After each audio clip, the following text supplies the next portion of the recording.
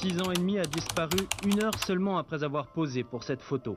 C'était le 19 juillet dernier, il bivouaquait au bord de ce lac de montagne et c'est en allant chercher de l'eau qu'il s'est mystérieusement volatilisé à quelques dizaines de mètres de son père. Plus on cherche et moins on le trouve, donc c'est évident que s'il n'est pas dans cette montagne, l'hypothèse de l'enlèvement vient maintenant. Nous sommes le 19 juillet 1996. Léo, un jeune garçon âgé de 6 ans et demi, s'est volatilisé sur le bord du lac Fourchou, situé vers 2000 mètres d'altitude. L'enfant campait en compagnie de son père et de 3 amis de ce secteur montagneux de l'Isère au sud de Grenoble. Vers 17h30, le groupe prit la décision de se rendre à une cascade distante d'1 kilomètre à peu près du campement. Léo les avait d'abord accompagnés, laissant son père monter les tentes, mais fatigué. Il avait décidé de faire demi-tour, seul, pour rejoindre le campement, sur une très courte distance d'à peine quelques mètres, laissant les adultes poursuivre leur marche vers le torrent. L'enfant n'a plus donné signe de vie. Sa disparition se serait donc déroulée sur le chemin du retour. Tous les Isérois se souviennent des multiples hypothèses envisagées. Léo perdu dans la montagne, Léo victime d'un accident dans un lieu escarpé, dans une faille